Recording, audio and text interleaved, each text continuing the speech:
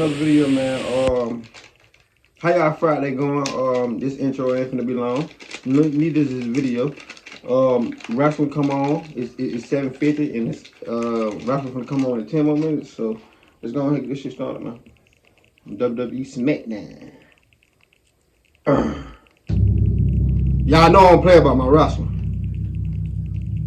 This case takes place in the United States of America on the 17th of August 2019. Zaria Burgess was a 15-year-old girl who lived in Union County, North Carolina. She was born on the 3rd of December 2003 to her mother Akeisha Pope and her father Joshua Burgess. Akeisha and Joshua had Zaria in their mid-teens, around the ages of 16 and 17. Their relationship didn't last long after Zaria was born. They broke up and went their separate ways. Akeisha was given sole custody of Zaria due to Joshua having a criminal record, but Joshua would have Zaria visit on the weekends. That's why I say, fellas, it's important that you always have a clean record. I mean, well, not clean, but not as, you know what I'm saying, like domestics and shit like that, you feel me? Because when you get kids, that shit will come back on you. For real. Side looking in, Joshua seemed like a loving father. He would often take to social media and create multiple posts about how much he adored his daughter. He would always describe her as a miniature version of himself. And in one post he wrote, "I love this angel more than anything." Zaria attended Monroe High School and was soon to enter her sophomore year. She was in the marching band, and her friends described her as bubbly and bright, and someone who kept her teammates laughing. She did very well in her studies, and by all accounts had a promising future ahead of her. Joshua was a trucker, and he changed companies later into his career so he would be able to see Zaria more often. However, the happy pictures Joshua would share were not the reality of the situation. Damn. On the 17th of August 2019, Zaria got ready to spend the weekend with her father. I know they say you supposed to smile and pitch. You supposed to smile and pictures now. Y'all had all these fake ass YouTube couples and shit breaking up now. Y'all thinking they were happy doing the goddamn they were happy doing criminal, man. They was just fake, man. Most of these YouTube couples breaking up, man. All that fake shit, man. That's why I ain't. Hell no. Joshua arrived at the home where Zaria lived and picked her up in his truck. The two then drove to Joshua's house. Once arriving there, they pulled up and entered the home. The exact details of what happened after this point remain somewhat unclear. The following morning, Joshua left his house and he walked into the Union County Sheriff's Office at around 9:24 a.m. It's in this station that he made a horrific confession.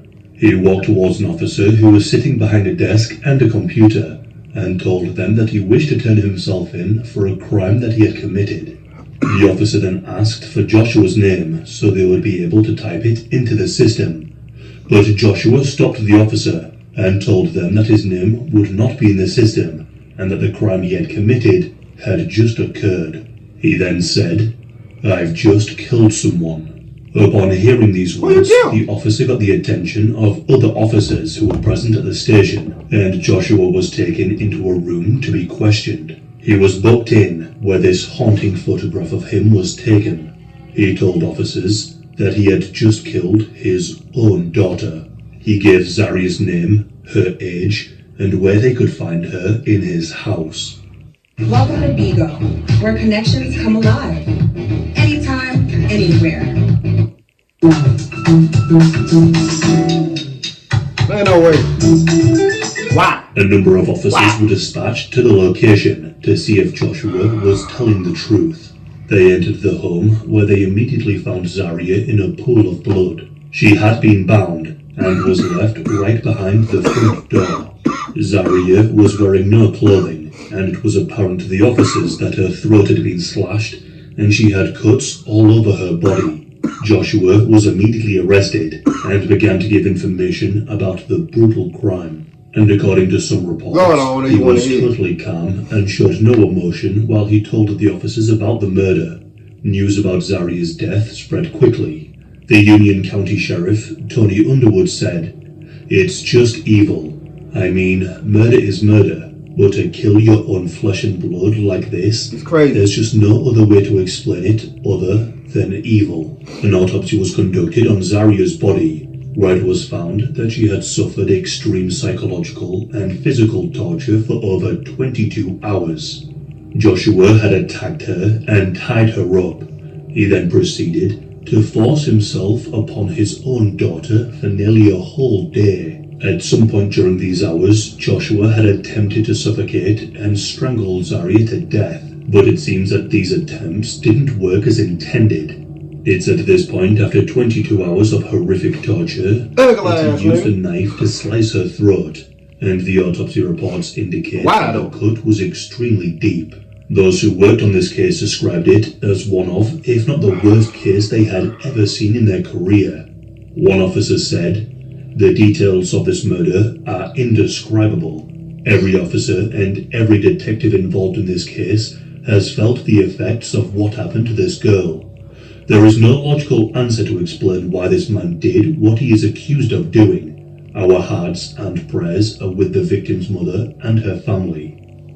People who heard about this case wanted to know why a father would do this to his own daughter. Many just couldn't make any sense of it. That don't make no People sense. began to look online. It don't make no sense. It don't. For clues and answers. Any hints as to why Joshua may have done this? His social media profiles were scrutinized. Then someone noted a rather disturbing post on his Facebook.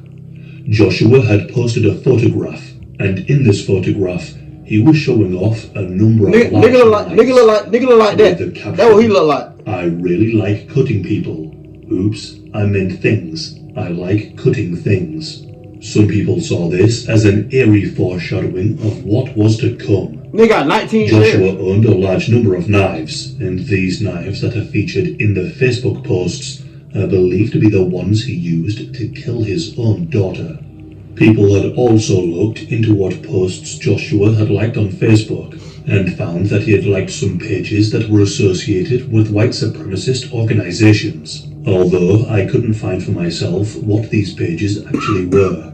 He had, however, shared some very questionable images on his page, and this led to rumors that the motive for the horrific killing could be racial. There was another theory, however. Joshua had also liked some satanic pages, leading some to speculate that Joshua was a part of a satanic cult, and that the murder of his daughter could have been some kind of ritual. Shortly after the murder had taken place, people who knew Zaria spoke out.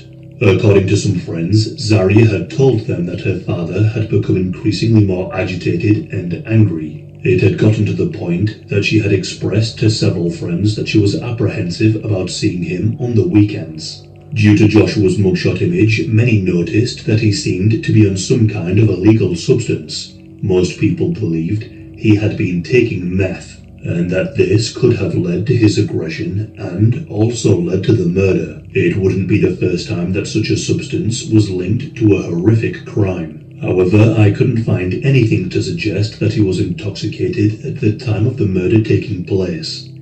As for the motive behind the killing, Joshua gave a number of reasons, and changed his reasons multiple times. Oh, he bullshit. He told the police that he had killed his daughter as a means of getting back at his ex, Zaria's mother. Bruh. He stated that he wanted revenge. Revenge for what exactly isn't clear. Perhaps for the relationship breaking down. Then he changed his motive, telling the police that he struggled with lust and control. Nigga look just like the aliens. He lusted for his own daughter and couldn't control himself any longer. The trial would begin in 2022, but from what I can tell, details seem to have been suppressed for the time being. According to those who attended the trial and witnessed the court case, Joshua told the police that he was totally in love with Zaria and had become jealous that she was getting older and would likely begin a relationship with someone and have less time for him. He didn't want anybody else to have her, so he killed Zaria and essayed her multiple times that night. According to the people who attended the trial, Joshua had We really don't want people to think of feeding food like ours as spoiling their dogs. Good, real planned the entire murder and took great delight in killing her. He said it was the best 22 hours of his life. Footage was shown of Joshua entering the court and giving a little smile to someone in attendance, which was rather chilling to see. After a few weeks, Joshua was The found best guilty 22 of the hours of his murder life. Zaria. The attorney's office said, "This was truly an especially heinous, atrocious, and cruel killing of an innocent girl. This case was emotionally taxing for everyone involved, and we continue to grieve and pray for Zaria's mother." Due to the horrific nature of the case, many hoped that Joshua would be given the death penalty. However, a jury must unanimously vote in favor of the death penalty. Otherwise, the defendant will be sentenced to life in prison. The jury deliberated for approximately 3 hours before They gonna beat his ass, but they ain't gonna murder that nigga. They probably beat the shit out of his ass in jail. Joshua was given the death sentence. Due to some of the secrecy surrounding this case, there is much speculation about the specific details. Some have said that much of the murder was videotaped by Joshua. However, I couldn't find anything concrete on this. This, along with the fact that Joshua had some interest with Satanism and the occult, led some to believe that he was part of a depraved cult and had filmed the murder in order to upload it and send it among the group. This case The tribal chief, nigga. The tribal chief. So take what you Alright, say with a Disturban. pinch Come on, of man. salt. The tribal chief A just relative arrived. of Zaria said, "She was so young, and nobody deserves to leave this world like that, especially by someone they thought was Nigga, the tribal chief just arrived, nigga. for them." It is always incredibly eerie to see a killer's social media after they have committed their crimes. But the fact that the victim in this case is his very own daughter, who was featured multiple times, makes this case beyond disturbing. Joshua's Facebook is still up on the site, and it can be found, with many people commenting on the images, calling Joshua evil, and asking the question, why and how could you do this? I think, me personally, I think bro was racist. He just wanted revenge. Just wanted to be racist all of a sudden. I don't know. That's how some people get. Like they become racist all of a sudden. I don't know. Make me feel like they been had that undercover pressure. That being said, man, give it a thumbs up, like, subscribe, man. Happy Friday. I'm trying to bring like a music video or something to y'all tomorrow, cause I know we've been hearing y'all with some of these sad videos and shit. I don't like to keep doing sad videos though. No, I'm gonna find some funny shit to do, some comedian shit, some shit to do. But yeah, give it a thumbs up, like, subscribe, see how I'm feeling in that video, man. Let's ride, man. Be safe, stay dangerous.